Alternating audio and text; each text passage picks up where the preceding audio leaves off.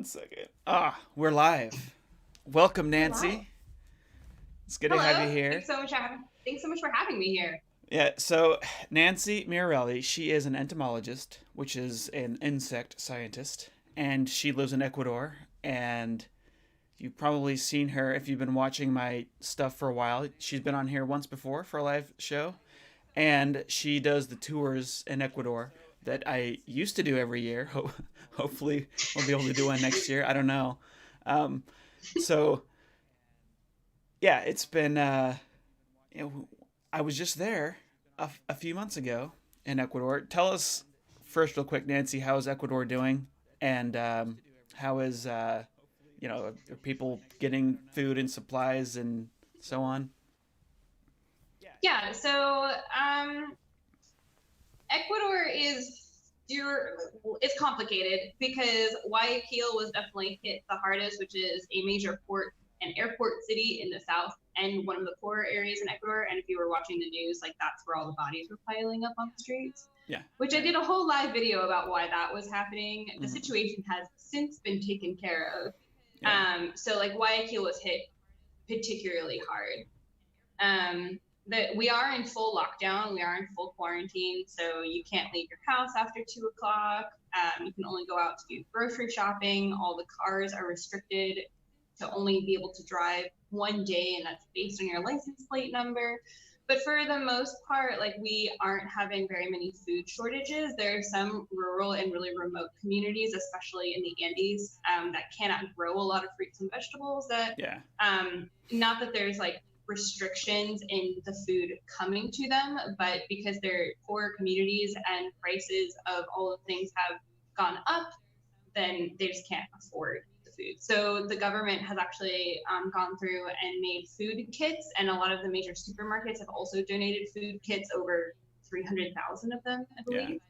And they are being distributed to some of the poorest communities bi-weekly. Hmm. And then there's just a lot of local efforts as well to help getting food to the people who really need it. For those of us who can afford to buy the food, regardless of the price in inflation, there are no shortages. Even Yeah, like yeah. I'm in like a really small town right now, and like every night they put up a chain so you can't come into the town. Hmm. Even still, like we aren't having any food shortage problem. I mean, I still buy dog food out here for my dog, so That's cool. That's cool. yeah. So it seems like, I mean, they had the bodies piling up in the street. That wasn't necessarily from COVID. It was because there was a weird thing with laws where you had to get a death certificate before you could bury a body, and you couldn't get a death certificate Yes. because the certificate place was closed. Yeah. Yeah, and Oh like the man. funeral homes, like there are 120 funeral homes in the city of Guayaquil and only 20 were open.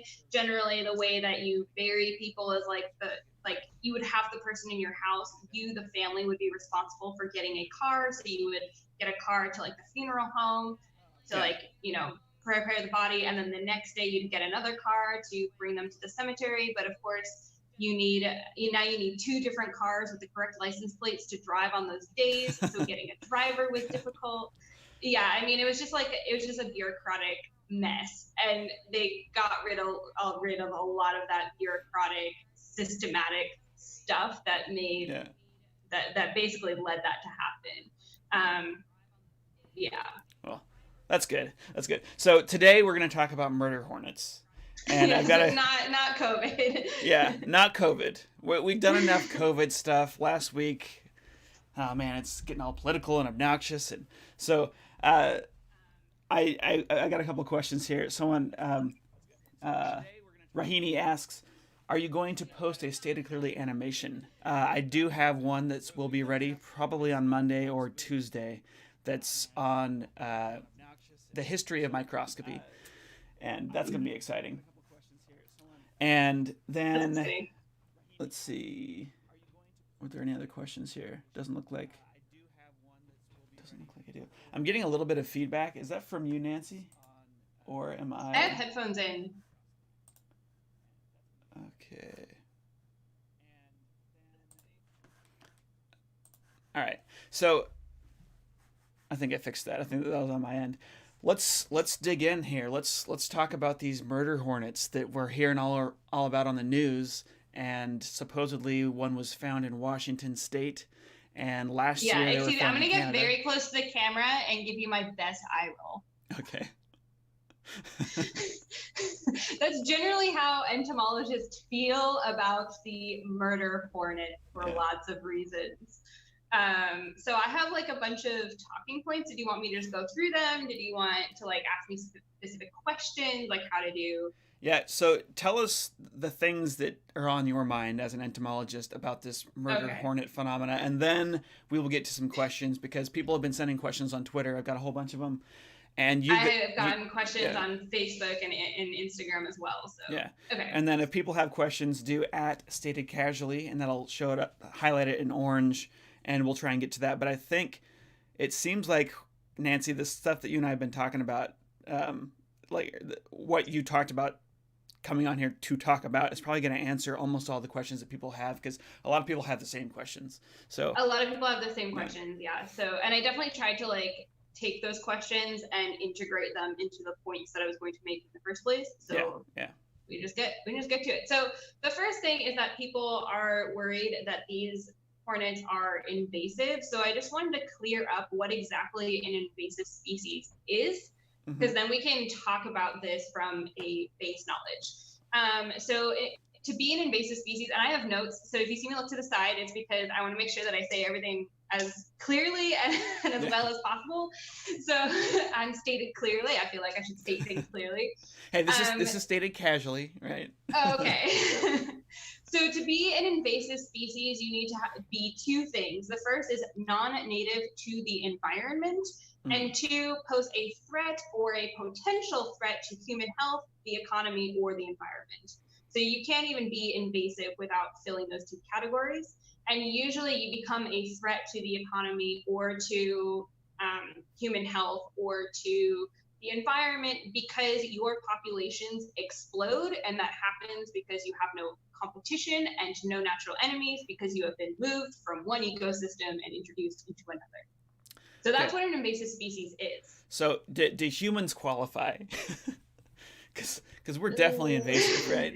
I mean, like technically, our native ecosystem was Africa 6 million years ago. Yeah. So we're invasive. We tick both those boxes, right? Because we're not native here, and we are damaging the environment. So yeah, and we have any natural enemies we had or have, we are trying to stomp out. That's why things like diseases are so scary. Yeah. Because like normally they don't happen to us anymore. Right. Like that's the whole point, is that like we are at the top of the food chain and we have medicine to get rid of parasites and natural enemies and all of those things. So our populations like would normally be kept in check that way. We're just like consistently overcoming. And like also with agriculture, we can now feed more people because of how we grow food. Yeah. So yeah. So, and just along this line of invasive species, just so we can kind of get a broader view, like some examples, do we consider cats to be... So, by the way, most scientists don't actually consider humans to be invasive species, because the scientists that are labeling things are humans, and we're weird like this. So, but what about, like, I've heard that cats are considered invasive species.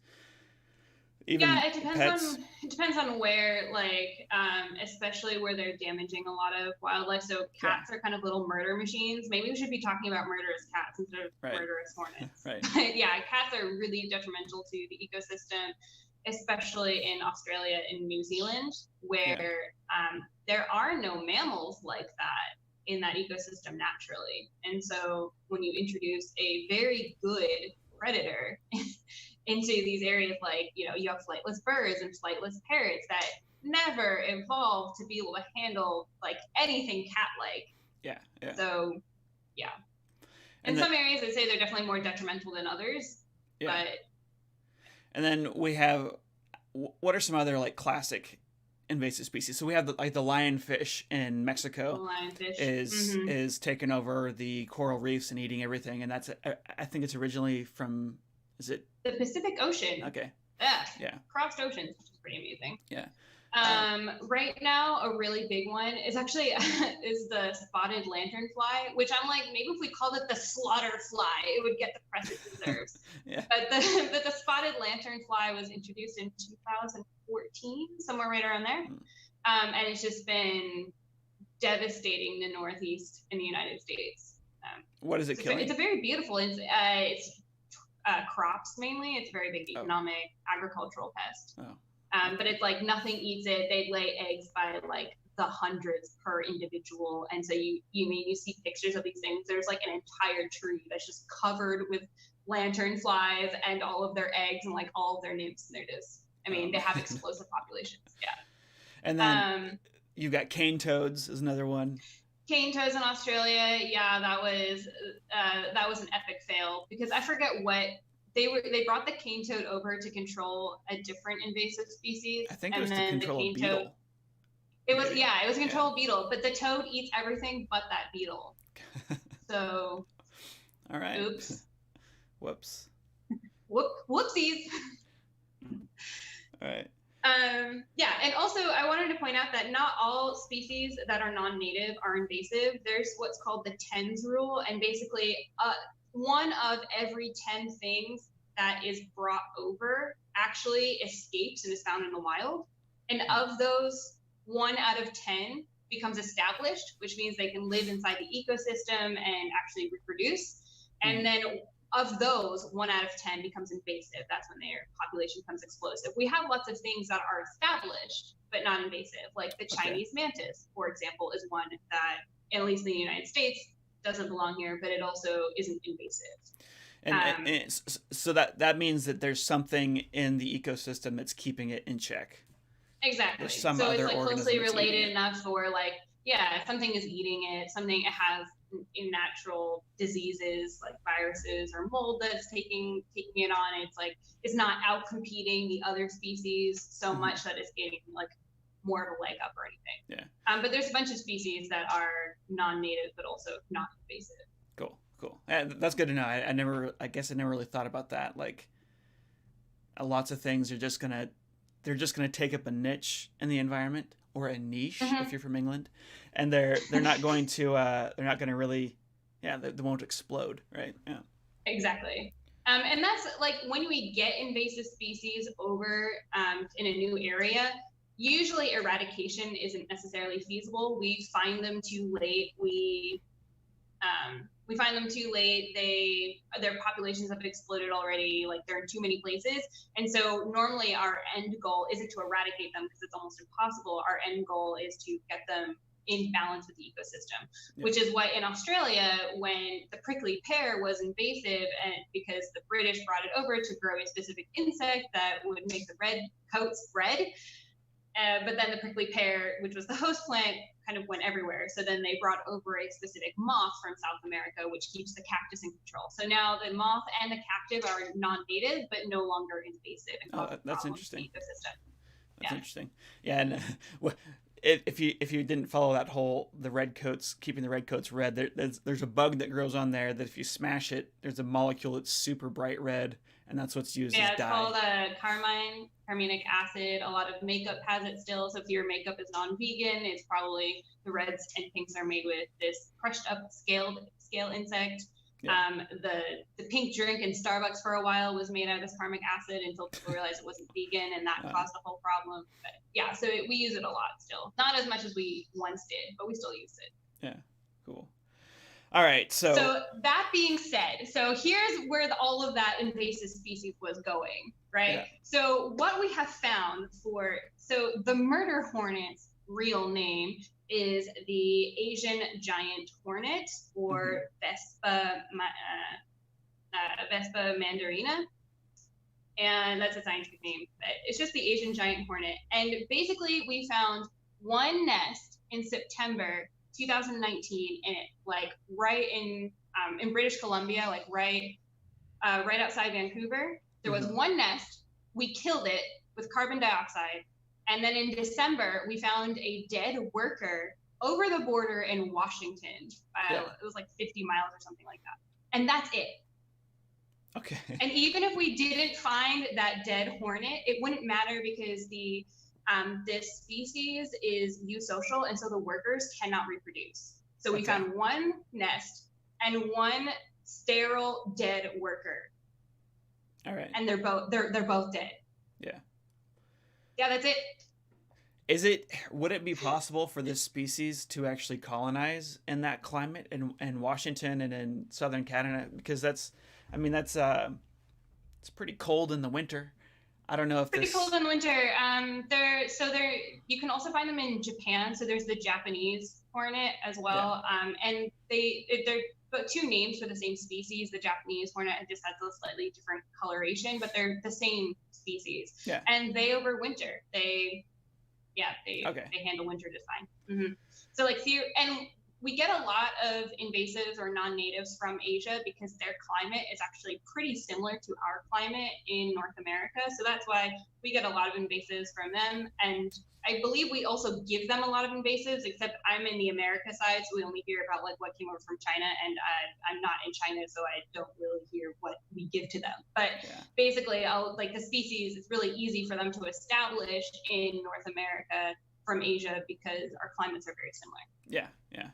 Cool. I got a question of, do they pollinate anything like bees do? And these guys not so much. I mean, they might land on the occasional flower and eat a little bit of pollen, but for the most part, they're eating other insects. So that was one of the things that I was going to go into. All right. Next, I guess. Yeah. So they have like the murder hornet, which, as we realize, there aren't really enough to get that name, but they mainly, so the big problem with them is that they mainly eat honeybees, and so our honeybee comes from Europe. We have a lot of European crops, and so we have a European honeybee to pollinate our European crops. Like almonds are almost dependent on honeybees, for example. Yeah. There are many different species of honeybees. The one that's here, the European honeybee, is Apis mellifera, but there is a different species of honeybee that's very similar, has a very similar biology, that's found in Japan. That honeybee found in Japan, overlaps the same range as this Asian hornet. Mm-hmm. And the hornet likes to eat bees because it's not eating the adults. The adults are kind of like crunchy chemical bombs, so there's no point in eating the adult bees. So what they're looking for is the larva and the honey. So they're trying to raid the nest. Okay. And the Japanese honeybees that are found in their native range actually swarm the hornet, and like there's like a scouting hornet that comes by, and all of the bees leave, and they grab onto its antennae and its wings and its legs, and they form a giant ball around it, and then heat that ball up to about 47 degrees Celsius. I have it written down here. What's that in?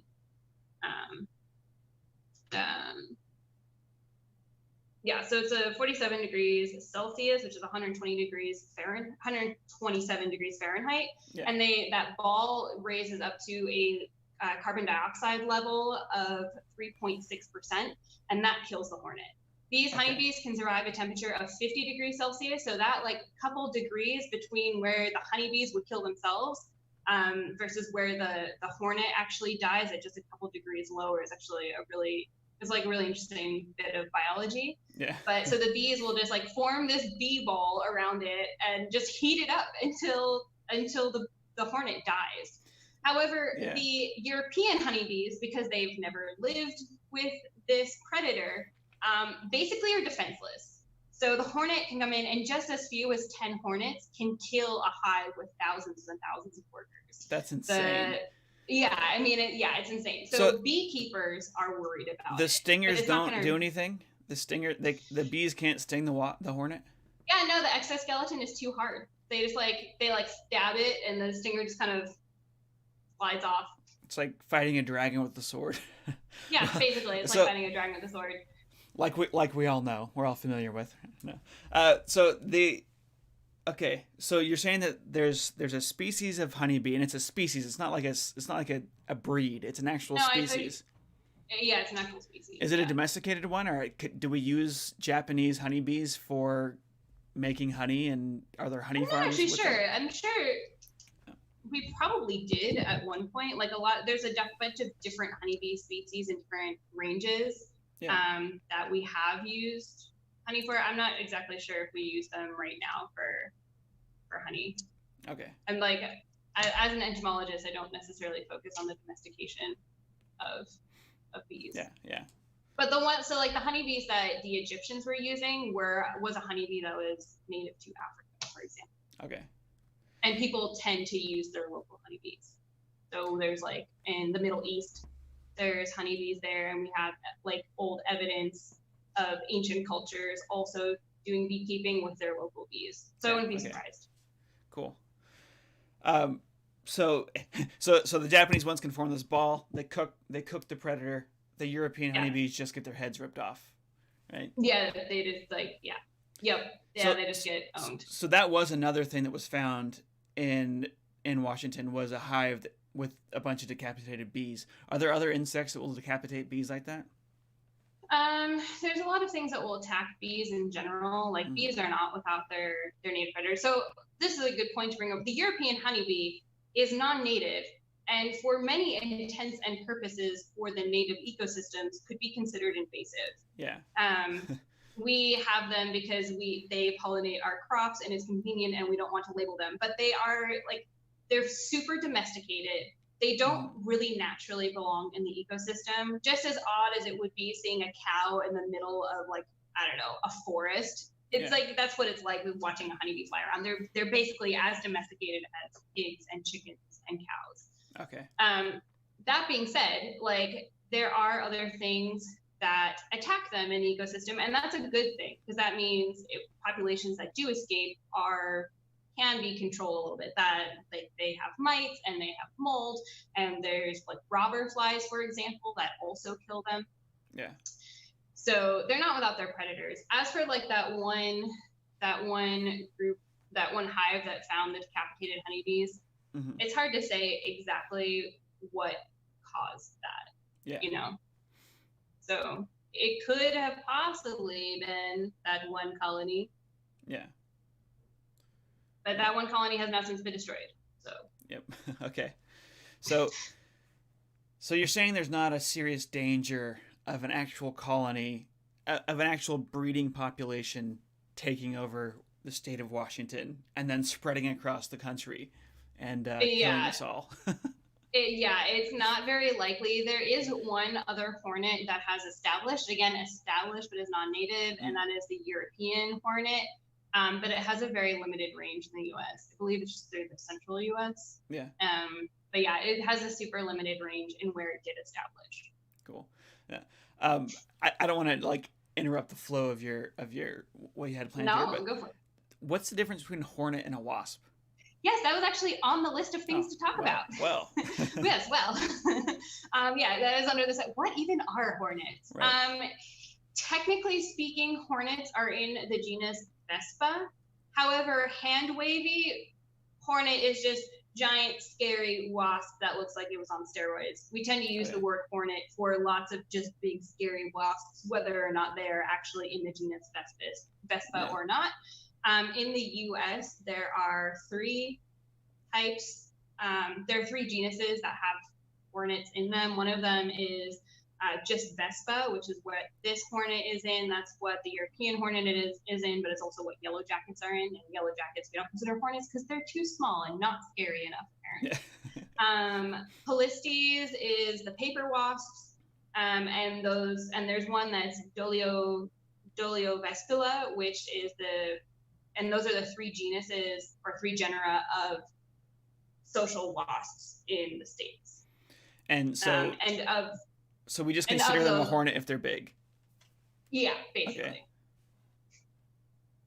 Cool. So those are things that people might call hornets because they are social and they're big, although only technically hornets are in Vespa and not all of them are hornets. And we tend to just be like, hornet, large, scary thing.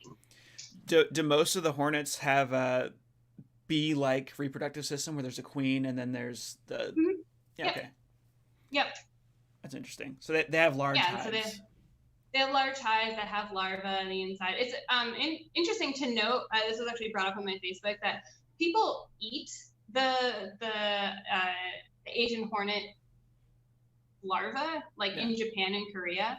So it's like, it's a common food that people will just eat. So you can get the larva in street vendors in Korea. There's in Japan, you can get them on the street as well. But there's also like festivals celebrating eating wasps. Yeah. And so you can go and get like fancier things like omelets with wasp larvae and like sushi with like ginger and caramelized wasps on top. So I mean, if you hate them that much, you can eat them.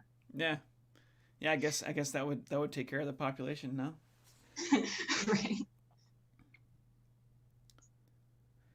The other thing that I'd like to mention is that like they have the name giant in them, and they are the largest stinging insect, but they're only about 1.5 inches big. They're like about that big.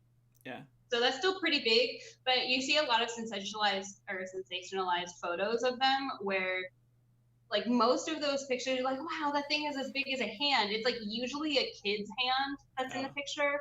Or like when people are holding it, you know, when your friend goes fishing and they like hold the fish really close to the camera so it looks giant. It's what a lot of people are doing with this too. They'll hold it really close to the camera so it just looks a lot bigger than it is. I'm not saying it's like a small insect. I mean, it's still 1.5 inches, which is pretty large for, especially in North America, a lot of insects. But it's by no means like beyond the scope of what insects are.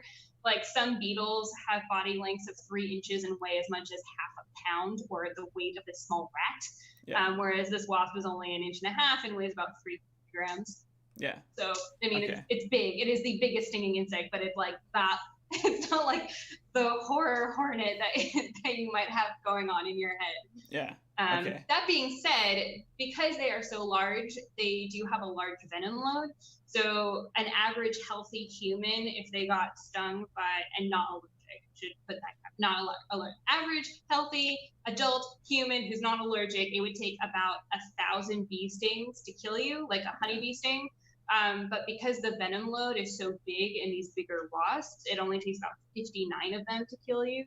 But even in their native, like 59 stings to kill you, but even in their native range, like they only kill, like there were these titles in 2013, a hornet got into China, and there was like killer hornets rampage through China, and giant killer hornet kills 42 in China and injures 1,600 others.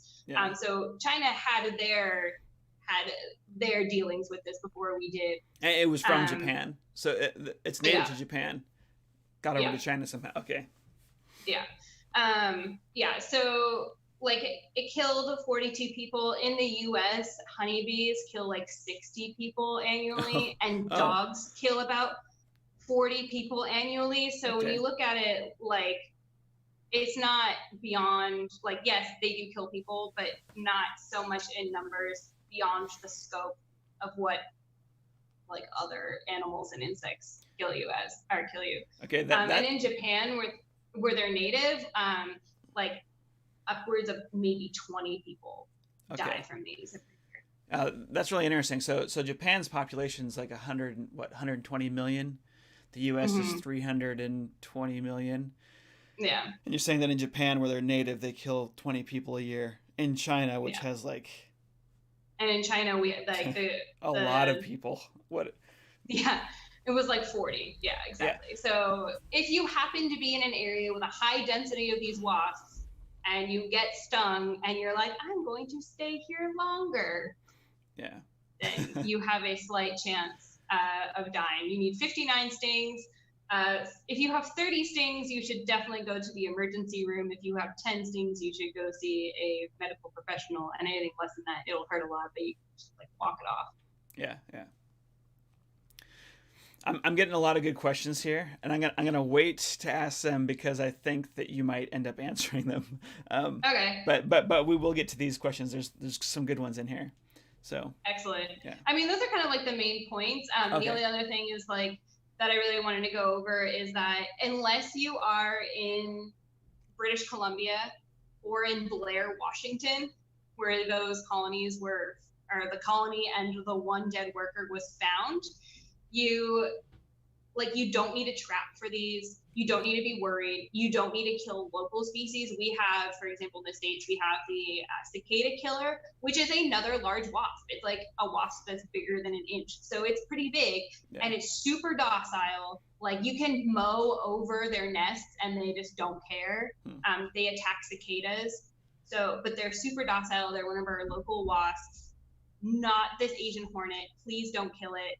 We have a lot of people, or we have a lot of agencies that are reporting that people are killing queen honeybees because it's spring, despite it snowing in Connecticut today, where like these queen bees are pretty big. They're just waking up. They're really important first pollinators. They're some of the first ones that are out, really important for the ecosystem, but because they're big and yellow and stingy, people are killing them. So it's like really kind of hurting our native species.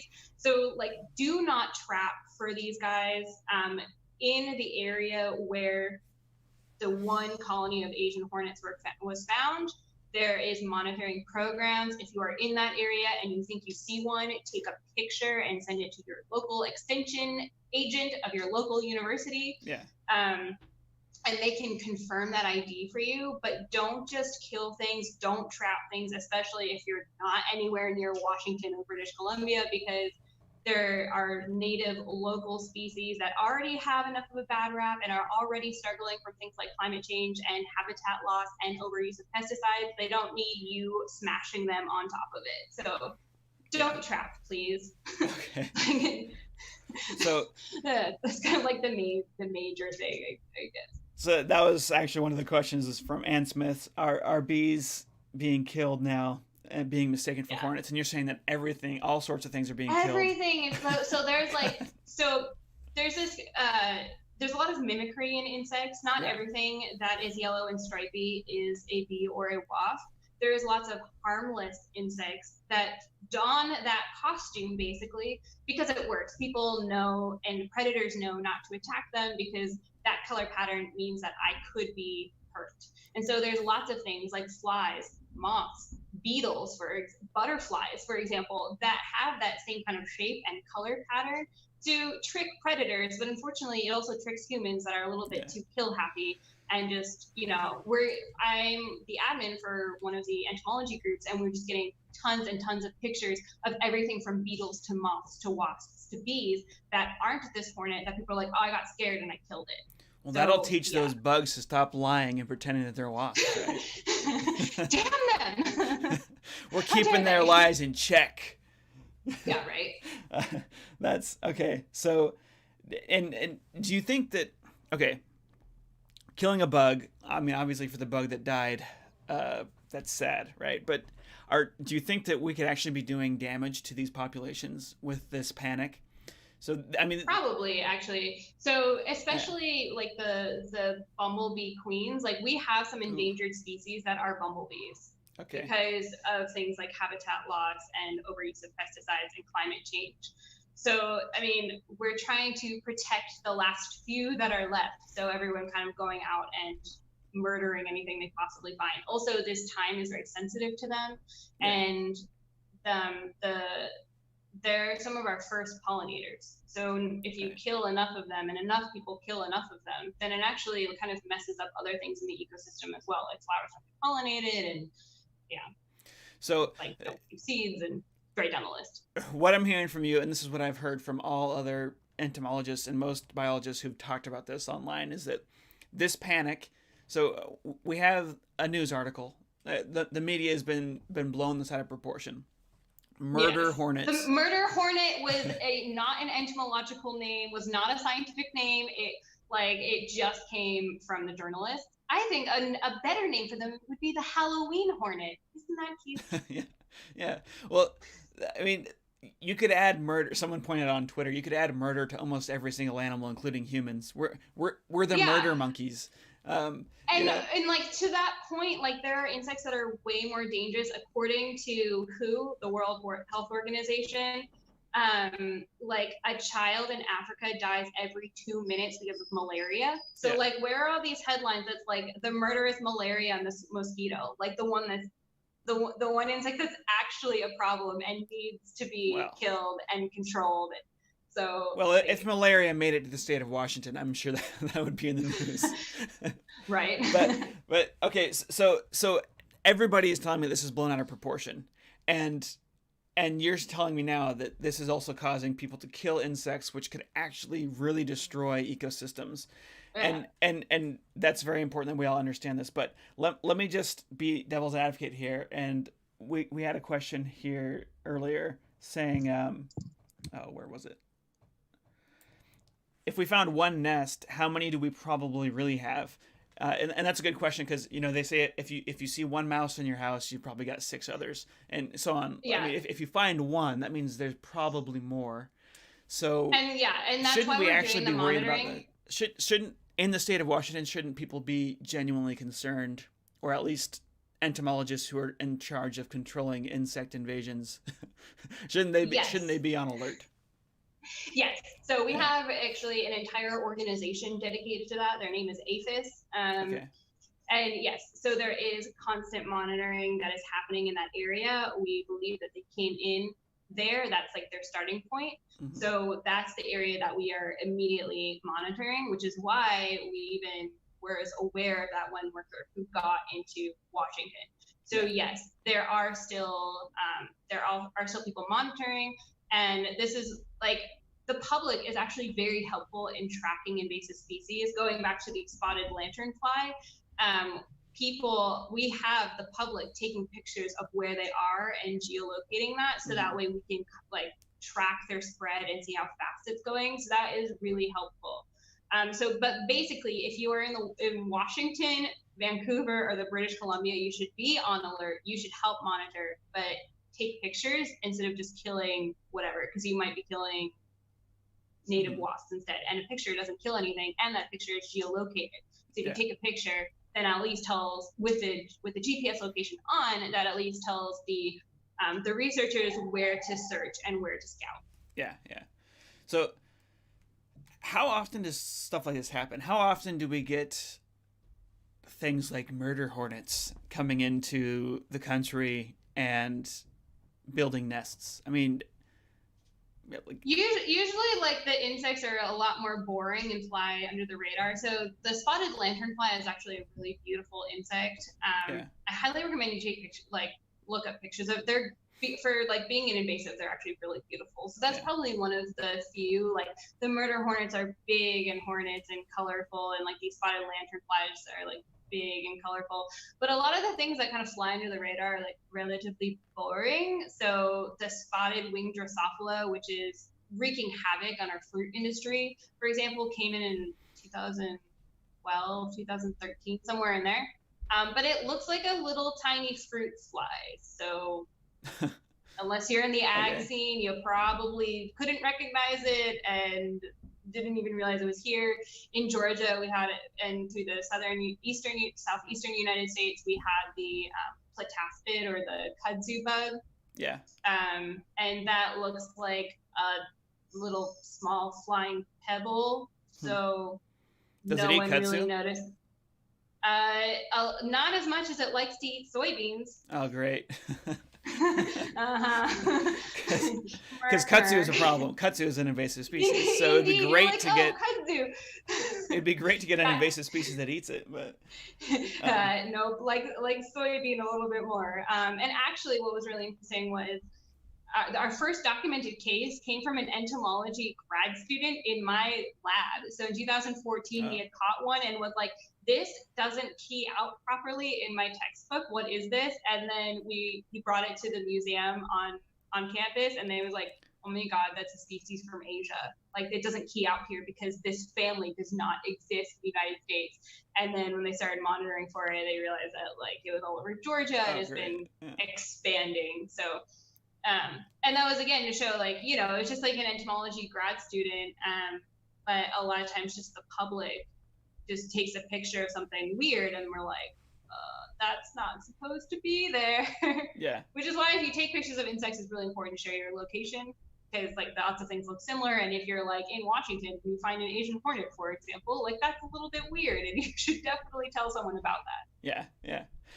Gaurav Sharma asks, hypothetically, if hornets do invade North America, what's the standard government protocol to eradicate them? So you kind of cover that a little bit. We do have an actual agency that does this, but yeah, what is it? I mean, how far gone does it have to be before we're like, oh crap, we can't do anything about this? Yeah, I mean, usually when it gets to the point that they're reproducing faster than we can kill them. So that's, again, I'm going back to the spotted lanternfly one because it's fairly recent and we can actually see this happening in real time. You know, we are telling just like that one because it's so easy to recognize. There is literally nothing else that looks like it here. And it's so problematic. We're telling people to kill it. We're like, if you see this on your trees, you murder it. Like if you want to be kind, you can put it in the freezer. And if you get samples, I believe it's through the University of Pennsylvania. I don't remember exactly, but they're tracking where you're seeing it. So if you just like Google, like I found spotted lanternfly, like there's a place where you can report the sighting and where it was so we can track it. But yeah, so one of it is like getting the public involved and just trying to kill them. And it's not just insects that we've done that with. One of like a really interesting example is in the Galapagos Islands. There's like feral goats that are invasive on the Galapagos Islands. So in the late 90s, the government actually hired planes and helicopters and hitmen to like shoot them out, to shoot them from the helicopters, and they shot like 80,000 goats over 3 islands. So yeah, like that was with goats, but we have specific trapping measures, and that would probably be just the biology of this species where they make nests and colonies. I'd imagine that we would track those colonies down and then kill the actual nest. Because you kill the workers, it doesn't matter. Yeah, with the hornets, yeah. Yeah, with the hornets, if you just kill the workers, it doesn't matter because there's plenty more where they came from, and they're not the ones reproducing anyway. So for the hornets, if we want to do any kind of eradication, it's really important that we kill the nest itself. Yeah. Hey, do we suspect, because we did find one nest, do we suspect that there's an establishment, like an established population that's breeding? No,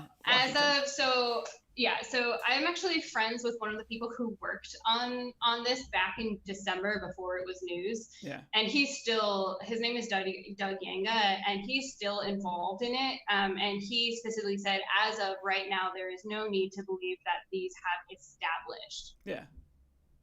So according to the expert who's literally working on them right now, no. So we should not be panicked. I mean, it's fun to have. We should definitely not be panicked. I gotta say, it's fun to have something that you can actually see, and it's big enough that you can smash to be panicked about, because, you know, right now we're dealing with the virus, which is invisible. It sucks to have an invisible enemy. That spotted wing Drosophila, which is causing millions of dollars in crop damage. I mean, it's like a tiny little fly. You wouldn't even notice it existed. So, yeah. It's like nice to have an enemy you can see, but this is not an enemy. Real quick question. Do hornets die after they sting, or is that just something that bees do?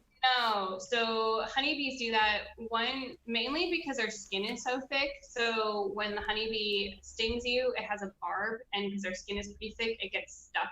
And that literally pulls the entrails and intestines of the bee as it flies away. But they do that because the venom gland also sticks in the stinger, and so it has a muscle attached to it that still works even after it's not attached to the bee anymore, which pumps more venom in. Which is why when you get a honeybee sting, it's really important to pull that stinger out as soon as possible. But these hornets, because they're also big enough, their stinger isn't barbed, so they can just sting you over and over and over again. Yeah. Yellow jackets can do the same thing, although sometimes their stinger will also get stuck in human skin because it's a little bit thicker than other things. Okay, so does that mean that one hornet could sting you enough to kill you, or is the actual venom that it carries it's just going to run out of venom? It would just run, like one wasp couldn't sting like 59 times. It would run out of venom first. Okay, yeah, that's good to know. So yeah, basically, but normally what happens if people get too close, like they are defensive. So if you get too close to their colony, for example, not only are you dealing with one wasp that hurts when it stings you, but there are plenty of hornets behind it that also are unhappy that you got too close. Yeah, so this is something that I thought would be really cool to talk about is so basically what you're telling me here is that we don't need to actually worry about murder hornets. That's Yeah, not no, really a definitely not. problem. There's a tiny, tiny, tiny possibility that it could be a problem in the future, but probably not. Like, Yeah. uh, everyone has been telling me this. There's a guy who has the YouTube channel where he lets bugs sting him, Coyote Hmm. Peterson, and he Yep. said he retired from letting stuff sting him, but he said that he's so certain that this thing will not actually become invasive here that if it does, he'll do a whole episode where he lets them sting him again. So Yeah. he's betting his personal safety on this not being a big deal, and a lot of people are saying the same thing. Like, but people just stop panicking, especially stop killing other bugs that you see that look sort of like hornets. Uh, but I think this is a good time, just in general, for us to think about, you know, how do you deal with swarms of stinging insects in general? How do you deal with stinging insects in general if they get inside your car, if they get inside your house? So I think maybe how to deal with them on an individual basis first, and then how to deal with a Hmm. whole hive. If you come across a hive, what are you supposed to do? Yeah.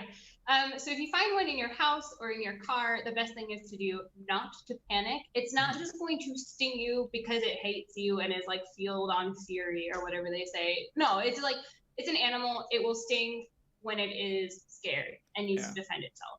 That venom really isn't even for you. That venom is to help them capture prey. Things like yellow jackets are actually really important, and many farmers like them because they kill caterpillars, which are eating their crops. Yeah. So many wasps, for example, that we're afraid of are actually really important pest control. So the first thing is to do is to not panic, take a deep breath, and then escort it out in some way. If it's in your car, roll down the window. If it's in your house, just get a cup and a piece of paper, cup over it, slide paper under it, walk to the nearest window, and just let it go. It's not Yeah. going to fly back and sting you for no reason. So that's what you can do on an individual level. If you find a hive, you have to decide how close it is to your everyday life. If you're like walking and there happens to be a hive in the middle of the woods, like just leave it alone. It's not going to do anything. If you have a hive and it's like sitting under your fountain or it's like in your gutter system, like someplace that you're going to be walking past it every day, like especially if you have small children or someone who is allergic, that can definitely pose a problem. Yeah. You if unless it's really really tiny, like a couple cells, you can still see the queen or only one wasp on it. You can use raid or whatever to kill it. If it's bigger than that, right, you start getting a couple extra cells. It has some workers on it, especially like the paper wasp when it gets like really thick. You can't just walk up and raid it because the queen is in the middle, and so that chemical is not going to reach all the way through all of those layers of paper or hive. You hear some people like, oh, at night you can go and like knock it down, but they will wake up and they will sting you. Like some people try and like light them on fire, which like Oof. that's dangerous. Don't do that either. The best thing to do if you Get find flaming a nest, murder hornets. right? Like as if they weren't bad enough, now they're also on fire. Yeah, so the best thing to do is if you find a nest that's of relative large size, you should call your local pest control company because they will have the equipment, they will have like their wasp suits, and they will be able to take care of it. So the best thing to do is call your local professionals. That's what their job is, and that will make sure you don't get hurt and your kids won't get hurt and you won't be spraying crazy chemicals all over the place or trying to light things on fire. Like really, don't do that. Okay, but what if you're like, I'll do it myself. How do you just do it yourself and take the risk? I mean, so when I was in Brazil, we did this ourselves, and we just had a garbage bag and we put it over it, and we get stung, and we just pulled it down, and then we would seal the bag shut. Was that a really dumb way to do it? I mean, I was just doing it. I mean, yeah, I mean, I definitely definitely for legal reasons on my end, I will definitely not suggest you do it yourself. Like, I do not need to be like, oh, well, you could theoretically do this one thing like John did, and then someone try it and then get stung and hurt. Depending, like, there's a lot of risk involved in that. Like, one, you have to get it and pull the nest down. Yeah. In some cases, like, nests are underground, right, so that doesn't work. In some cases, they are actually like, it's not just like a single hanging spot. So what you're describing, it sounds like it was probably like a paper wasp nest, or it's just like a single, But some of them are like, I don't know if it's a paper, glued like on a big surface, flat against something. Sometimes they're in like tree hollows. So I definitely don't just like, don't be like, well, I think I can handle this situation, and then get yourself in trouble, right? Because again, if you don't do that fast enough either, or if your trash bag is too thin, they can still sting you through it. Like you still might have scared a few anyway that left and sting you afterwards. So do not recommend. Yeah, it is really interesting. So I've worked with honeybees a little bit, and I've dealt with wasps mostly when I was in Brazil and a little bit when I was in Tennessee. But it's really interesting because a normal wasp or a normal bee, you can pick it up and they don't bother you. But I have a friend who's studying bumblebees, and to prove that like you shouldn't kill them, she has pictures of them just in her hand. She has one where she's like fist bumping one of them, because like they're pretty docile like that. Like I'm on the beach here, like sometimes the honeybees just end up in the water, and I'll like just pick up the honey and move it somewhere else. It's like, it's not going to sting you. It doesn't have a reason to. But the amazing thing is that there's a moment when it all changes. I was working with a beehive once when I was doing some stuff with bees at OSU, and it was my first time. I think I've done like 2 days of work with honeybees, but it's really interesting because if you're messing with the hive, they'll be fine with you for a while, and as soon as they decide they're not, it's everybody against you. I was getting stung through the suit and everything because they're just flying full speed into your face. So once you upset a hive, it is insane. And so let's say that you're walking in the woods and you stumble across, let's just get murder hornets out of our minds right now, because we've now learned that that's something we shouldn't even be worried about. But you scare some yellow jackets or some paper wasps or whatever. Well, first of all, I guess, how is there something we can do to read their body language? Like I noticed that the bees started making different noises. They started acting very differently when they decided that I was an enemy. But is there a general body language of wasps and stinging insects that you can read to tell if there's a threat or not? Yeah, so honeybees will change their behavior and make a different sound. Wasps generally, like if you're like observing them from far enough away, they'll just be like, there's the couple on the outside that are basically the soldiers who are just like keeping an eye out. And they're usually just like relaxed and like walking around and like living their best life. As soon as you get too close, they will all stop. They'll stop moving. And then when you get too close, they'll all look at you. They'll move their body and just stare at you. And then if you're like, I'm going to get even closer, they put their wings up. And are like back up. And at that point as well, many wasps will make a high-pitched buzzing sound to be like, hey, we're annoyed, go away. But the unfortunate thing is we're too big and we can't hear them. It's like so sad. Oh, wow. I feel like that's the cutest thing. They're like, please go away. And we're like, we can't hear you. And then they'll like fly at you. So usually what happens is you were just not paying attention, moved a leaf, there was a nest under there, and you just didn't see the nest to begin with. In the Amazon, there is a wasp that actually can make a sound that's audible to humans. They're called the army wasps or the marching wasps. Yeah. And if you make a loud noise or shout, they will like make a kind of like stomping sound. Really? And there's enough of them doing it that you can hear it. It's absolutely amazing. But for pretty generally, they will like stop moving and then look at you and then put their wings up, and then they might fly a couple of them at you to be like, really, come on, bro. Okay. So they actually do go through like quite a bunch of behaviors. Yeah. So I noticed this with the bees too. With the bees, at first you get a couple that might try and sting you. and Mhm. it seems like they're just barely bothered by you. And then, but if you cross the right line, it's everybody is attacking you, and Yeah. that's when I And imagine it gets really really dangerous, right?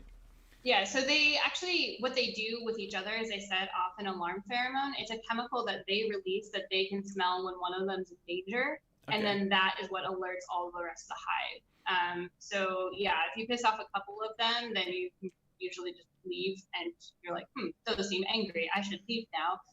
But if you keep going, they have that alarm pheromone that will then alert all the others, and then Yeah. so all the others are also now excreting this alarm pheromone. So So yes, it's a chemical thing. So yes. uh, okay, so what you're saying is that the first thing that happens, and this is universal for stinging insects, that they'll.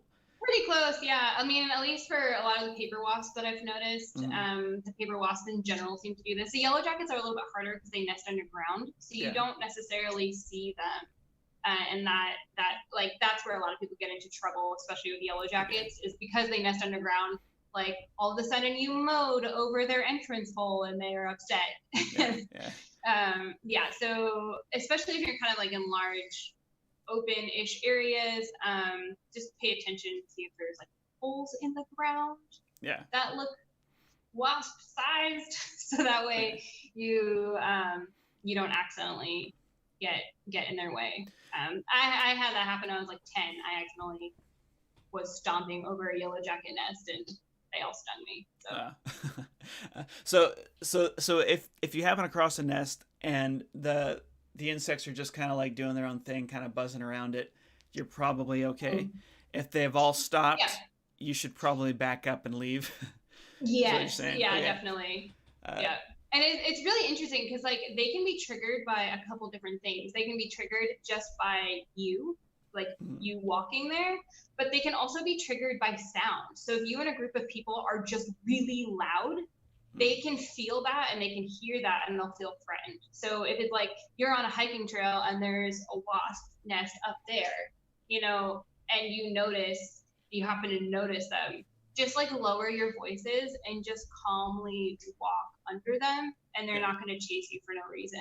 But yeah, when I was living in the jungle in the eco lodge, there was this one nest that was right by the road, and all the wasps would chase the motorcycles because the noise and the smoke from the motorcycles made them really angry, and they would Really. chase the motorcycles. But we with tourists could just walk right next to them, and it wouldn't matter because we weren't disturbing them in any way. Wow, that's amazing. Uh, once an attack has started, what are you supposed to do? There's really not much you can do. It'll hurt. Get out. Run So run away. away, run away. Okay. Yeah, like run away. Like you're not gonna fight off a swarm. The quicker you get away from them, like the less threatened they're gonna feel. Because Like they're they're protecting feeling their threatened. territory. They're So protecting their territory. They're protecting their nest. They see you as like a lot of things eat, like even these giant hornets. What they do is they eat the larva of social insects. They eat the food stores of these social insects because it's like no one wants to deal with the grumpy adult that's just yeah, stinging and angry. So like their nest is what they're protecting because it's valuable resources. It's where their young is and it's where their food is. And there are lots of things that would like to eat those because those larvae, if they don't have the adults, are yeah, just defenseless protein packets. So right, it's worth yeah, it for a lot of animals to try and withstand the stings. Like we don't really know how bears just handle honeybee stings and yeah. just kind of like the honeybees will sting their nose and like their eyes and everything, and like the bear's like I don't want honey anyway. Honey's So really I mean, good. Yeah, yeah, honey's really good. So it's pretty. I mean, it's pretty amazing. Like there are predators who. And like these Japanese hornets, they are predators that are designed to be able to attack and raid yeah, honeybees to get that to get the larva and everything on the inside. yeah, So if you are too close to a nest, it's because they are worried that you are going to eat their babies and eat their food. So the faster you can get away from their nest, the less you are going to be stung. Just don't like stand there and like yeah, wave about because that's the more you move, the more you like are panicking, the more it just agitates them and the cycle repeats. So just like get out yeah. as quickly as possible. So I've only been fully attacked by a swarm once in my life, and it was actually a pretty bad situation because my friend had recently purchased a farm, and we were just kind of exploring it and like all the different things. There was a grain silo, and the grain silo was like, I don't know, 2 or 3 stories tall, and I decided to climb to the top of it because there's a ladder on the side of it. Like, oh look, oh, I'm gonna open it and look inside, and there was a wasp nest in there, and so I had been climbing up the thing, making noise on this big metal drum, basically. So they're already just agitated. As soon as I opened it up, they just all flew out and started attacking me while I'm on a ladder 3 stories up. So I just had to get stung a bunch and climb down. But by the time I was about halfway down, they stopped. So getting away helps. But yeah, I think one of the worst things that people can do is panic and then you hurt yourself even more. Right, you hurt yourself. The stings are, it sucks to get stung, and especially if you have allergies, you can die from it. But so if you have allergies, like, please always carry your EpiPen on you. If you have allergies, or even if you don't have allergies, just be cognizant of the kinds of environments that these different animals like. Like yellow jackets like to be underground, sometimes in tree hollows, but they like to be particularly closed. Paper wasps like make their own nest so they can be hanging from trees. There are some others that will, especially in the tropics, will just make nests under big leaves. Something like an old grain silo that hasn't been touched forever, tight spaces. So my dad actually made a sundial, and it is on the side of our house, and the wasps really like getting behind that because it's covered. So just recognizing potential habitats and keeping your eye open for them will stave off like 90% of your problems, because you'll be aware of what's possibly around you. So that way you're using your eyes and your senses to pay attention. And then if you do find something, you're like, oh, it's over there. This is what their behavior is.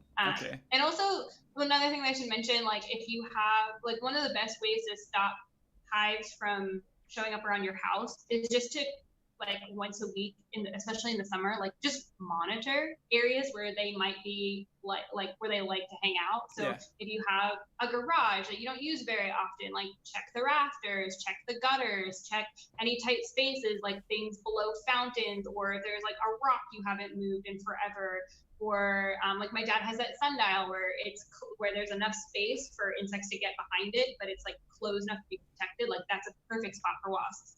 So if you're checking like every week, you'll find the nests when they're small enough that you can take care of yourself. So just monitoring.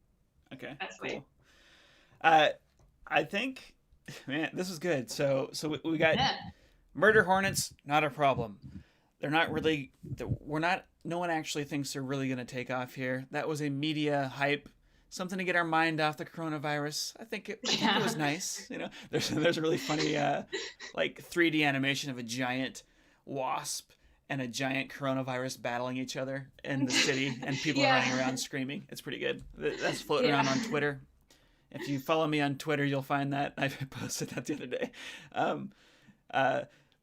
And Nancy, you do SciBugs, and you also do like Ask an Entomologist, right? Yeah, so we're starting that up again. So Tuesday is my day to write an article. It will be all about the wasps, and we'll also have linked this video. So you can either read your content or watch it, however you like. Yeah. We got a question. Who's to blame for the unwarranted panic about the murder hornets? How can we avoid such rumors in the future? So the media is to blame. And how do we avoid that in the future? I think it was the New York Times article. Yeah. The New York Times article is the one that started. Yeah. And then National Geographic did it too. Yeah. So everybody's... so one of the things that was hard is that like trusted media sources use this very inflammatory wording. Oh, so we did for the title of our video. Yeah, we did. We did as well. Like, we're part of the problem. We're part of the problem. They started the problem, so now we have to. But like, if you were to just do a video about these wasps, right, or these hornets, if left to your own devices, you probably wouldn't have said murder hornet. Right. Just randomly. Right. Like we were capitalizing on on damage that was already done. Yeah. For the general consumer, like anytime you see inflammatory language like murder or murderous or terrible or like anything really, really polarizing, you should definitely read that with I don't know, with a grain of salt. You should kind of be like, why are they using this language? That seems weird. Right. The next thing, so if you do see an article like that, would then be to try and fact check it.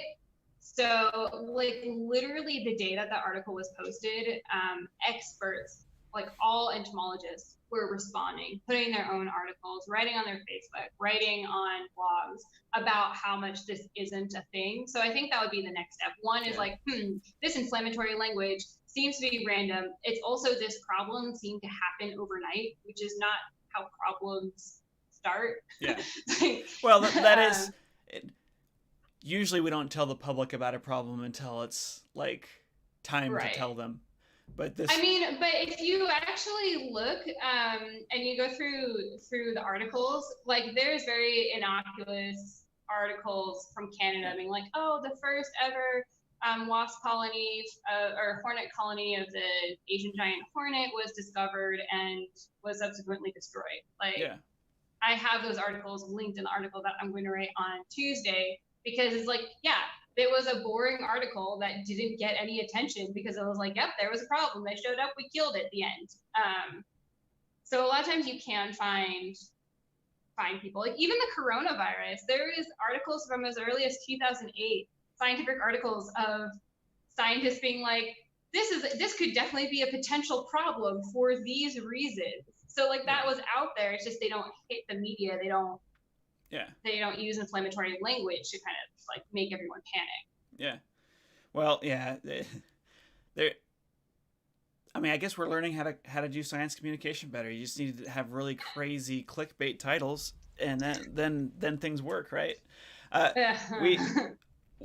We had talked about well, okay. So, sorry, hold on. I have one more question there, and then I want to talk about Coyote Peterson, because we were talking about him before the show. But how can we prevent species from being transported around the world like this in the future to prevent scares?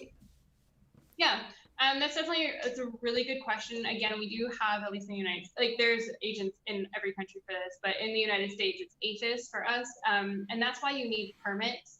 That's why you can't bring like fruit and vegetables and animal products and all that stuff from country to country. And that's to try and stop things like diseases and invasive species. Because you can have larvae or something on a fruit and that. Exactly.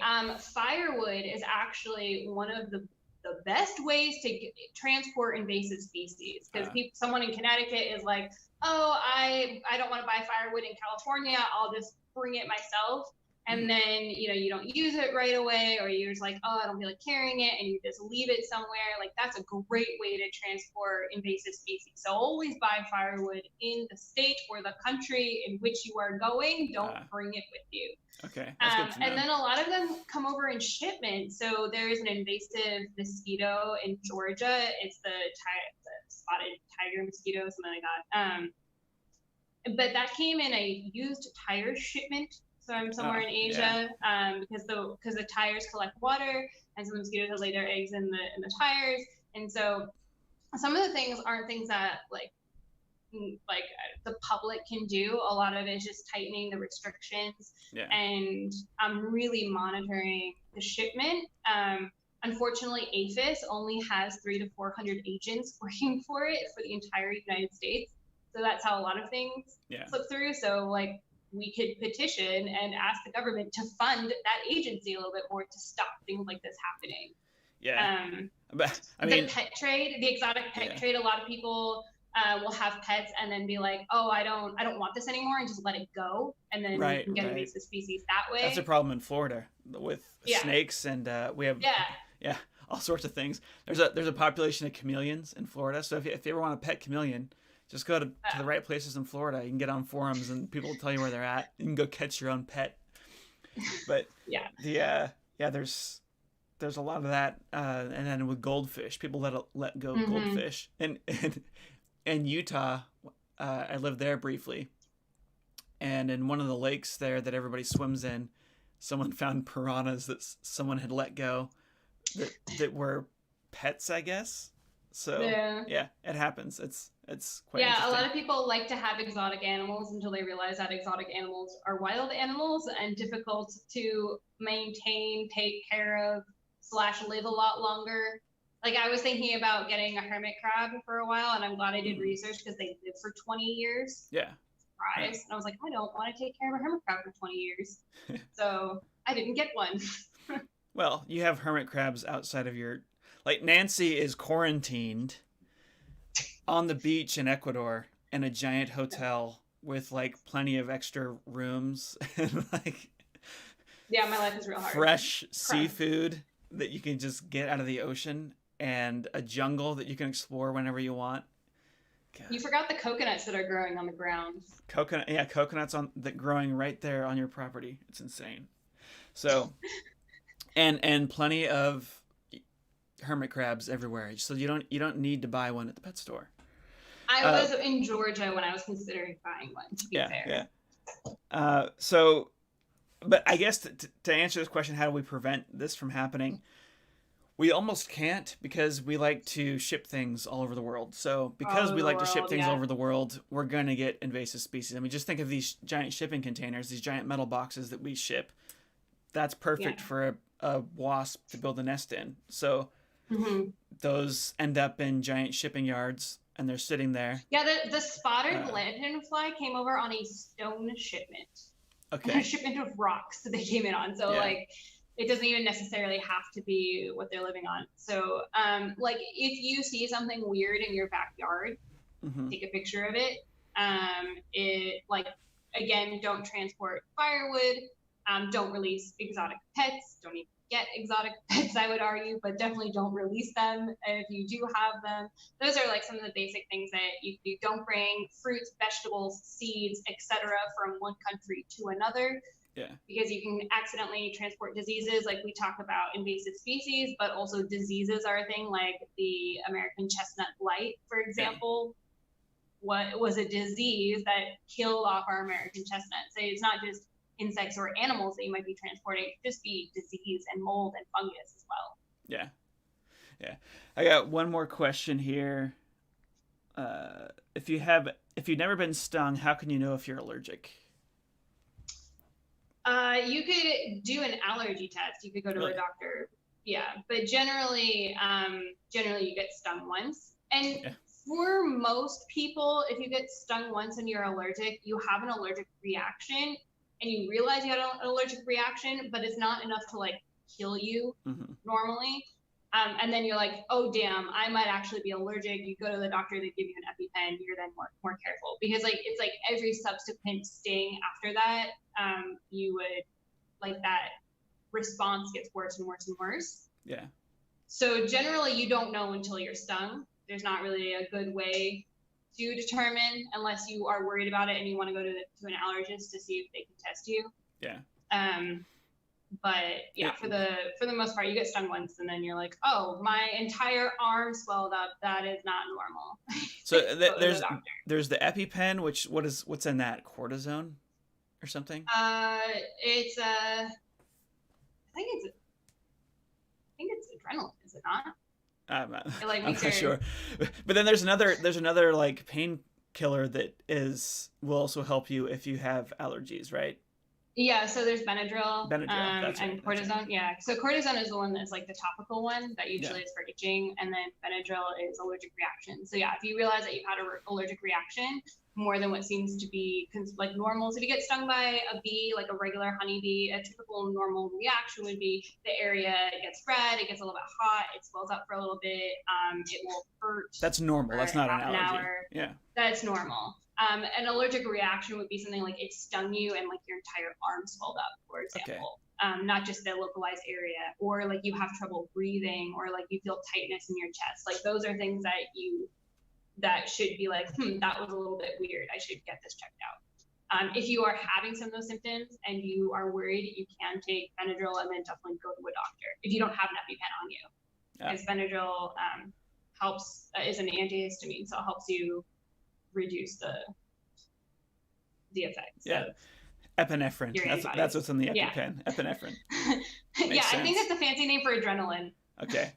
So Now, you talked about this swelling. There is a YouTube channel where you can go and watch what it looks like to get stung by almost anything. it's Mm-hmm. it's Coyote Peterson, and Yeah.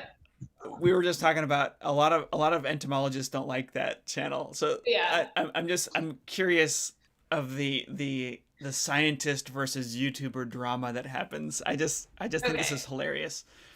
So, I would like to preference that I don't have a huge problem with him. He's not my cup of tea, but I like don't hate on the kid by any stretch of the means. well, Like, you just call him a kid. He's a man, okay? okay, fine. He's a young I call man. everyone a kid. You're a kid, John. You're a kid. Okay, so this man, like I don't have anything against him. Okay. There are some things that I don't necessarily agree with. His last video that he just did about the Asian Hornet was actually pretty good. So Yeah, it was wonderful. yeah, so I'm like some people would be like, I hate him, I hate everything he stands for, everything he does is trash. I'm not that kind of person. Like if I don't necessarily agree with all of your content, but you've done something that I'm like, yeah, that actually is actually very helpful. Yeah. Props. For anyone who doesn't know him, he's the guy who does the he does videos where he'll let himself get stung by crazy stuff, and there's like dramatic music in the background. He's wearing a kind of like he like falls on the ground. I was like, So I think a lot of entomologists don't like him for a couple reasons. One, a lot of things that he gets stung by, it's basically he over what's the word? Dramatizes. Over dramatizes it. So like whatever he's being stung by, for the most part, actually isn't going to hurt that bad. But of course, pain tolerance is different for everybody. But it looks a lot better on camera to be like, oh, my arm, than it is to be like, yeah. So there's a little bit of like acting involved in that. So I think from that aspect, it makes these insects seem scarier and more dangerous than they might actually be. Yeah. Like if you get stung by a yellow jacket, like yeah, it'll hurt, but you're not going to be writhing on the ground crying. There's only a few insects that would be the truth for. So like the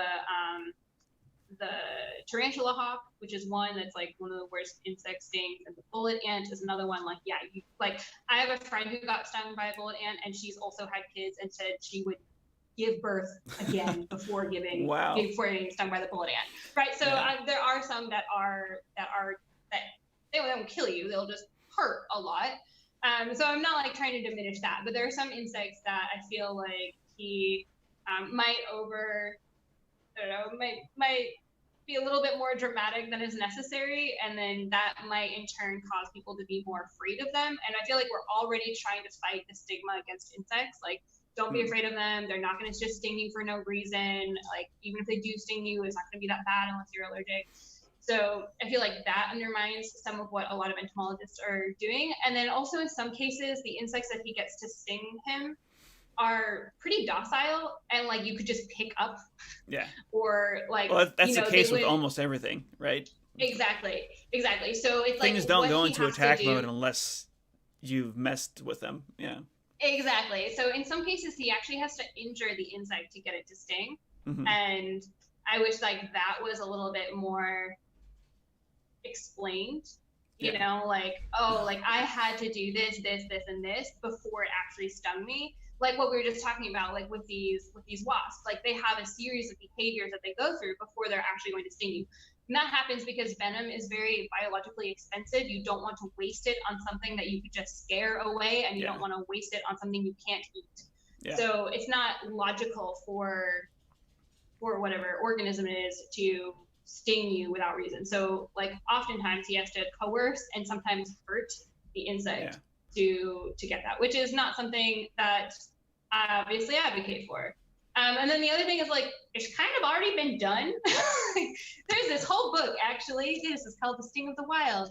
Justin Schmidt in the 70s stung himself with almost all of these insects, and actually then used that as inspiration to write about the chemistry and the biochemistry and study the actual mechanisms by which this venom is used, which is actually really helpful for us because a lot of times the venom just hurts. it doesn't do any tissue damage. It's just triggering the pain receptors and the potassium ion channels. And we're trying to study that to make more effective and less addictive painkillers. Nice. So his work is actually really important. And so I feel like, I don't know, I feel like a hipster. I'm like, this guy did it first. I was the first. Yeah, okay. So here I'm going to defend Cody, okay? Sorry, Coyote. I keep calling him Cody. Coyote is probably a fake stage name. I don't know, maybe it's his real name. But so first of all, let me just tell you what I think he did that was brilliant, is he came up with a good stage name, unless that's actually his name. Yes, marketing. So he did all the smart things that I never did, like John Perry. There's a million John Perrys out there. So he set himself up properly. His first few videos were him getting stung by the craziest insects ever. And to his credit, in the first few videos, he did actually reference Justin Schmidt, who started the pain test. He interviewed he interviewed him, I think, once. So yeah, and you're right. Some guy, you know, we've already had a scientist who did this before and wrote a book, but people don't read books. People watch YouTube videos. It's true.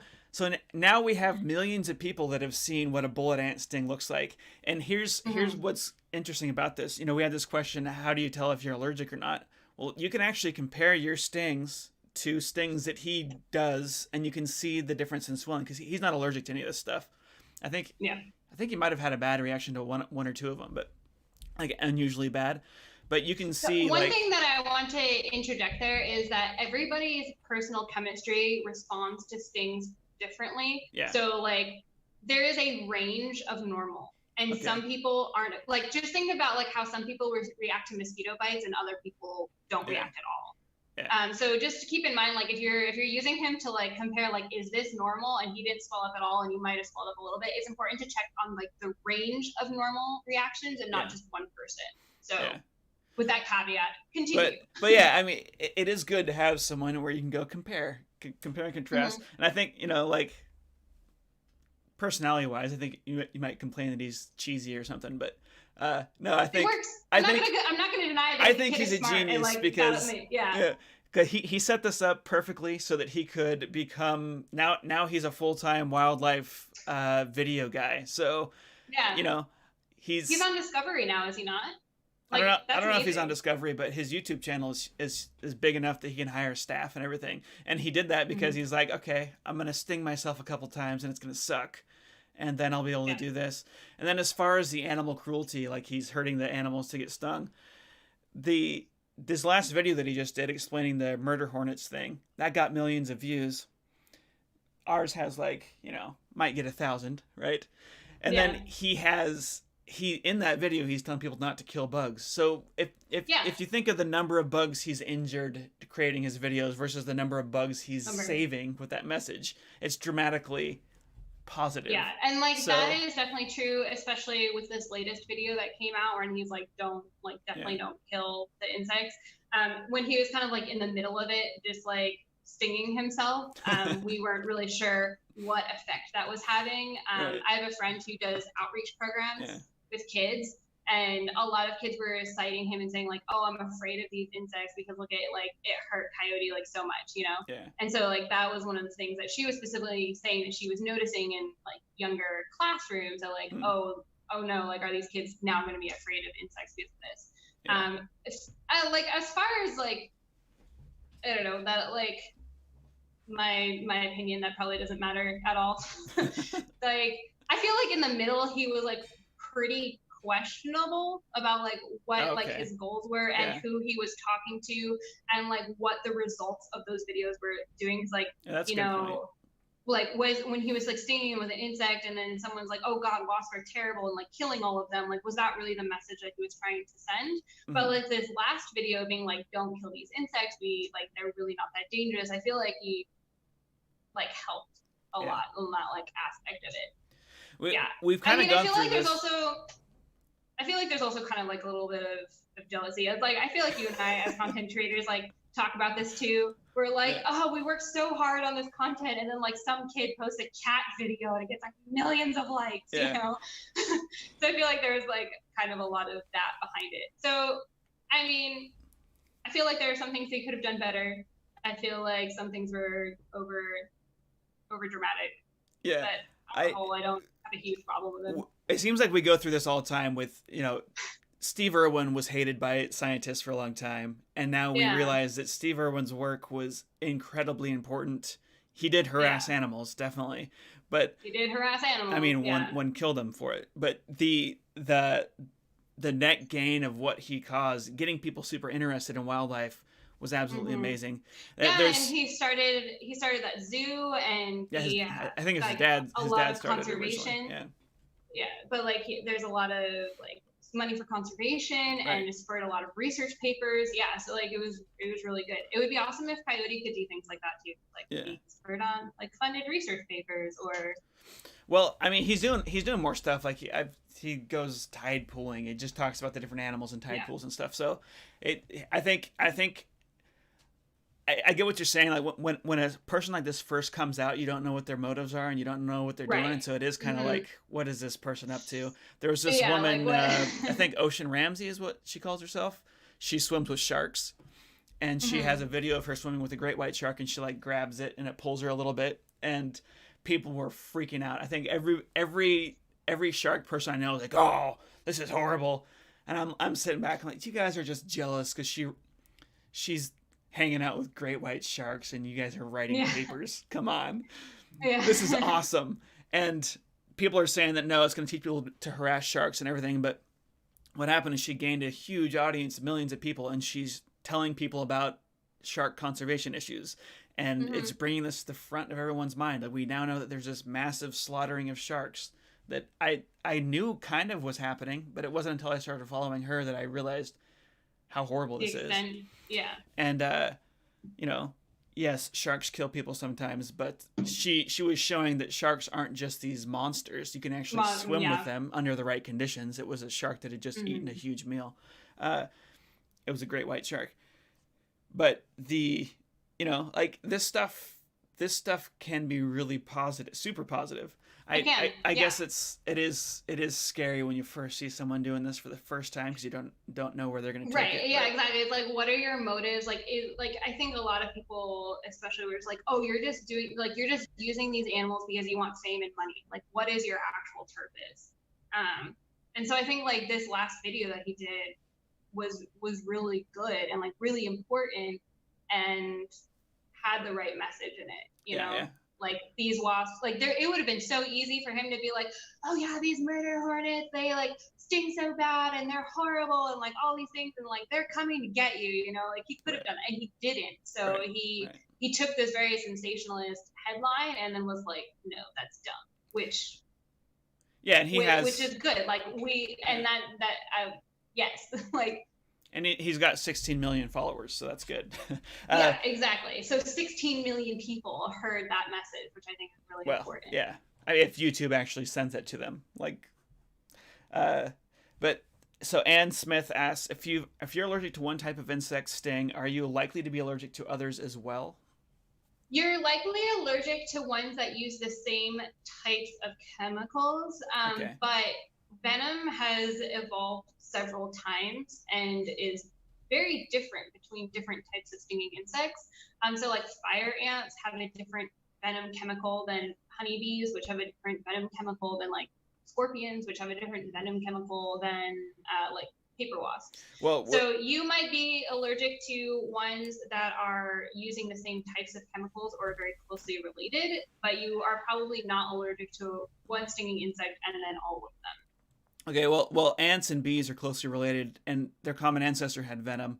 Do we think that their venom just changed a lot? But it diversified probably for what they're attacking and what they're eating. So venom tends to evolve in the direction of what it's effective against. Yeah. And in some cases, the venom actually is only to say, hey, back off, don't hurt me. Like scorpions, some species of scorpions have two types of venom. One to actually kill their prey, and the other one, especially for large vertebrates, messes with our potassium ion channels and only makes it hurt. So it's like capsaicin in peppers, how it just like triggers our receptors to make us think we hurt when we're not actually having any damage done to us. Scorpions will actually inject one venom or the other depending on what's attacking it. Wow.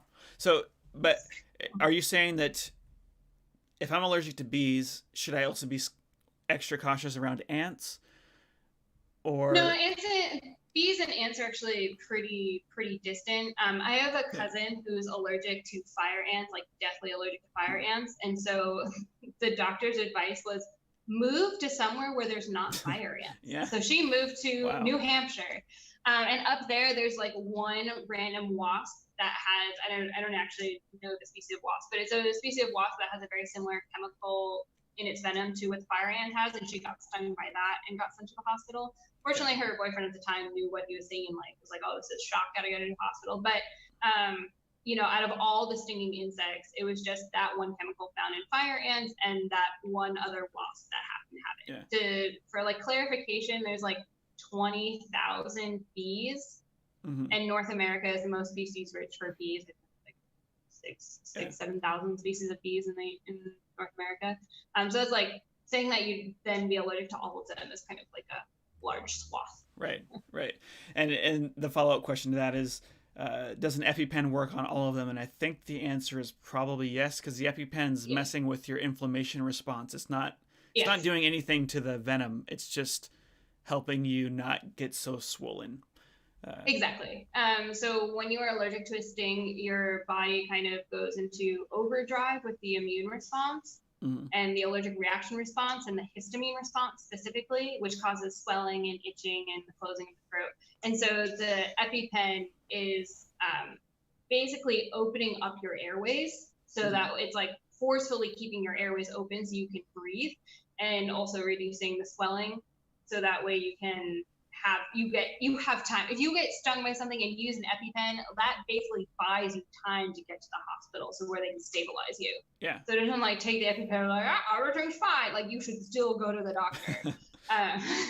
Okay. Yeah, still go to the doctor. But yeah, so the EpiPen is working on your immune and antihistamine or histamine response, and not on the venom itself. Okay. Your body is what breaks down the venom. Yeah, and that's good for our next question. Do you develop antibodies to stings if you've been stung multiple times, just like you would with a virus? Not really. What tends to happen is if you get stung once, you then you can actually become allergic to stings. If you get stung a lot, like your reaction can become worse and worse and worse. Yeah. And then some people, it's the opposite. Some people, it's like you get stung or bitten by a mosquito and your reaction is less. So body chemistry is complicated, basically. Yeah, I'm actually really curious to look into this, because I don't know how to answer that question specifically. Yeah. It seems like you should develop an immune response to a venom. You should actually be able to develop acquired immunity, because, I mean, this is what happens with snakes. To make an anti-venom, what you do is you inject a venom into a large mammal that can handle the venom. Like horses. Yeah, and then it will create antibodies, and then you extract those antibodies, purify them, and it's those antibodies that you inject in a human that got bit.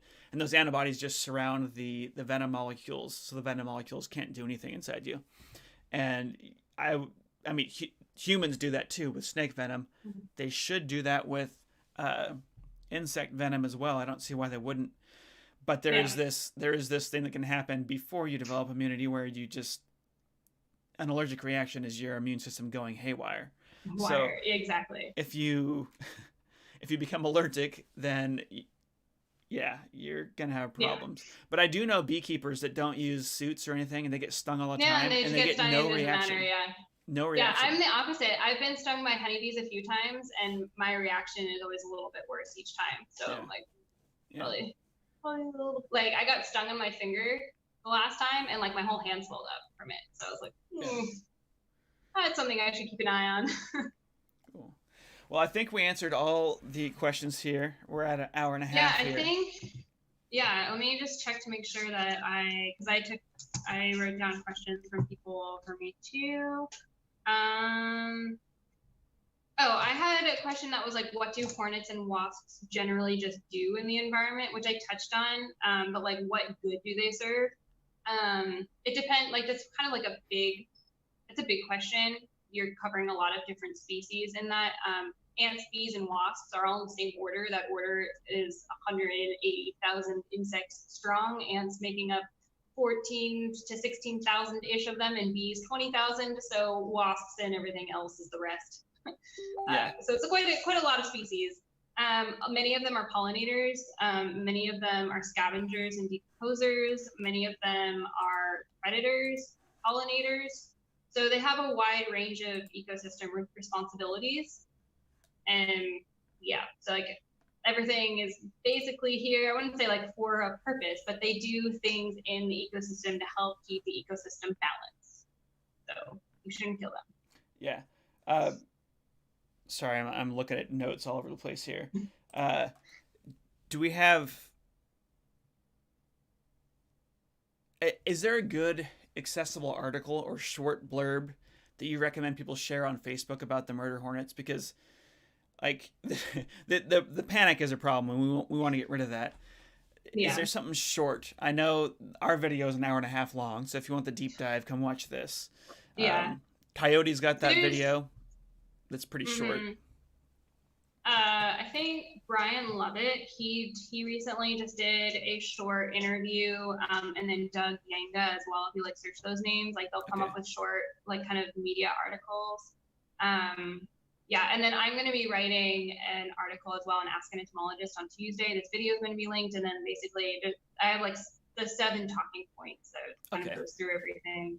That would be like kind of in the middle between this hour and a half long deep dive and like the short clips being like, it's really not a problem. Okay, great. Yeah, that'll be cool. So once that's up, I will put that in the video description here, and I'll be sharing that on Twitter and stuff. And people can follow you on Twitter at Cybugs. They can follow me on Twitter at Cybugs. I am at Stated Clearly. For bug stuff. Bug stuff. Yeah. Were there any other questions that you had received from Facebook that you wanted to cover? No, that basically covered all of it. Let me just check through my notes super quick. I had a good question. Which ecosystems in the U.S. could these things establish, like that are close enough to their native habitat in Japan? Is it like the whole country or? No, it's definitely not the whole country. Like, so Japan has winter, for example. So it's hard to exactly say because we don't know. Like some insects need a very, very specific kind of habitat to thrive in. Yeah. And some insects are like, yeah, this is good enough. We'll make it work. So it's hard to say like where on the scale that is and is non-native range. I mean, right now, I would consider British Columbia and Washington, the Pacific Northwest right now, a little bit at risk.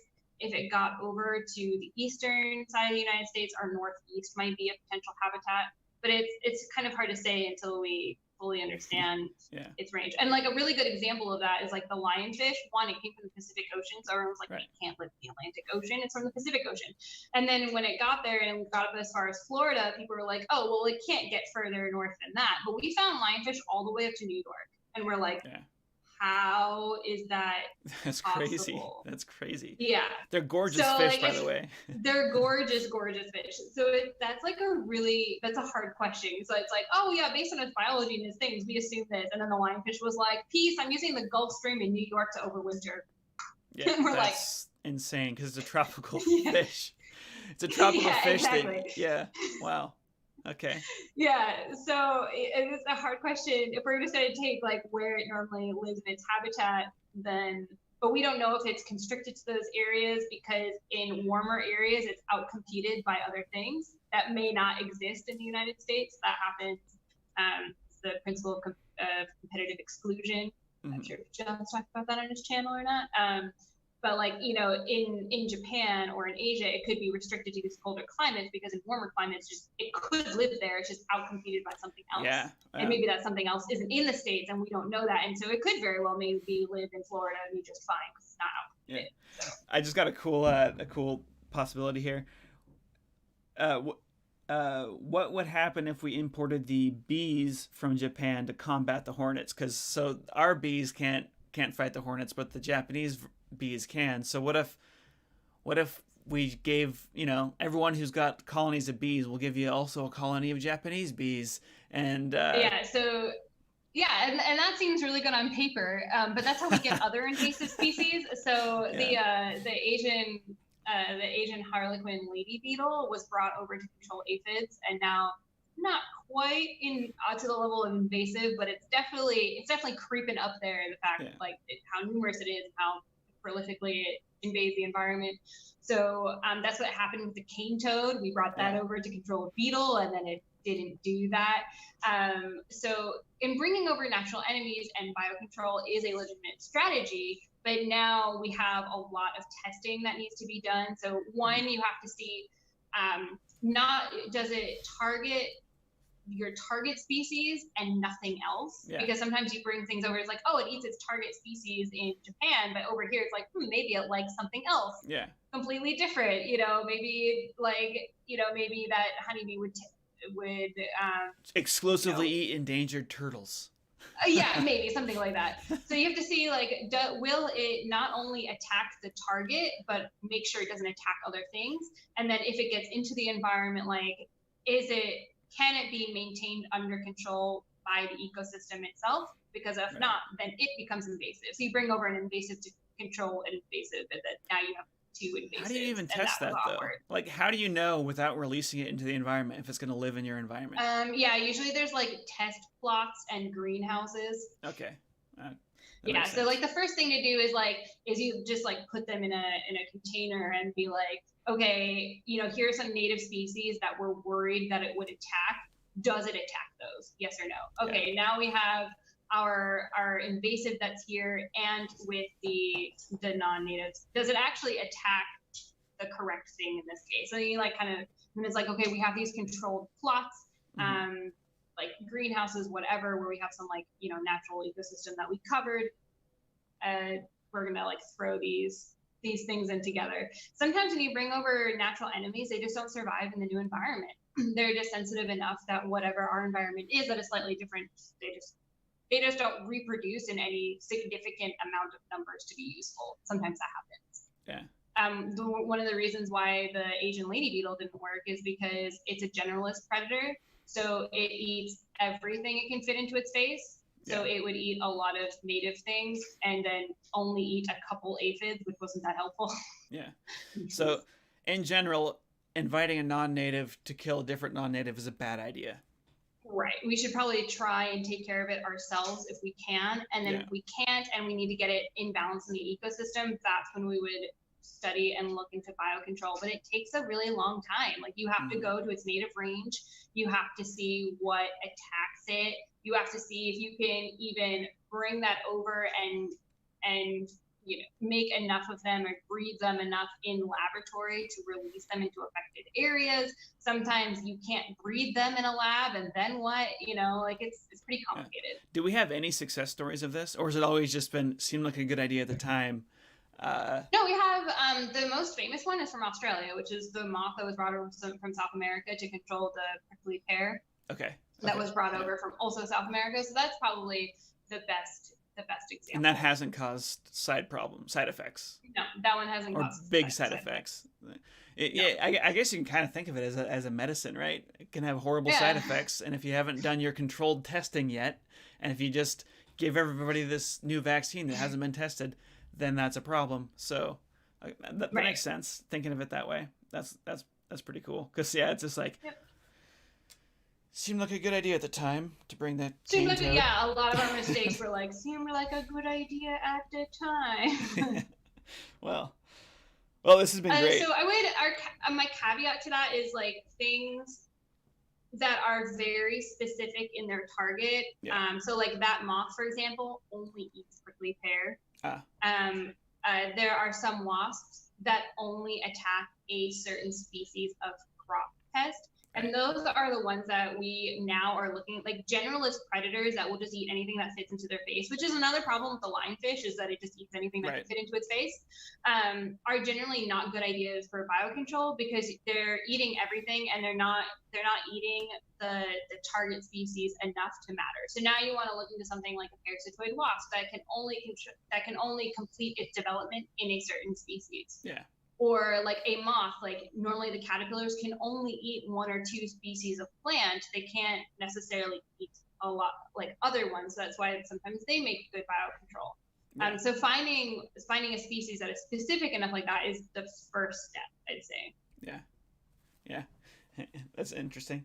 All right. Well, everybody, I hope you enjoyed today's episode of Sunday Morning Science, and you now know not to be go say panicked. Happy Mother's Day to your mothers. Yeah, Happy Mother's Day, everyone. Yeah, I don't know if my mom's watching, but she is. Happy Mother's Day. Aw. And yeah, this is really fun. I love talking about this. I think we got some good stuff in here. So, just to summarize everything, what would you say? Murder hornets are not something to be worried about. Yes, they're not murderous unless you're a honeybee. The only one who should really be worried about this are the scientists that are specifically studying it, and the people who live in that state should be worried enough to like try and take a picture of one if they find it. That's the extent of it. Don't be scared. Don't worry. Don't kill just random things because they probably aren't part of the hornet. Right. And I do want to really point out too that we talk about invasive species as being bad, but invasive species are only bad in the area where they're not native. In their ecosystem, where they are balanced and belong, they're a perfectly good, normal, natural thing to have in the environment, and they aren't a bad species. They get a bad rap when they're put into an environment that isn't their own and they proliferate. But they're not inherently bad, and in their native ecosystem are not a problem. Yeah.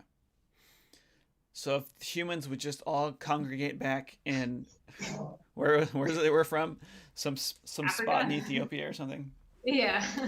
The world would be fine. But yes, okay. So don't worry about the murder hornets. Stinging insects in general, if you start to get stung, don't panic. Just get away from the nest as fast as you can. And go to the doctor if you're having unusual swelling. And I think that pretty much sums it up.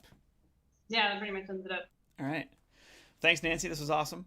Yeah, this was awesome. Thanks for having me. Yeah, it was really fun. Well, I'll have to have you on again next time there's an insect scare. Oh, and there will be. So I will be here for you. All right. Awesome. Thank you. Bye, everybody. Bye.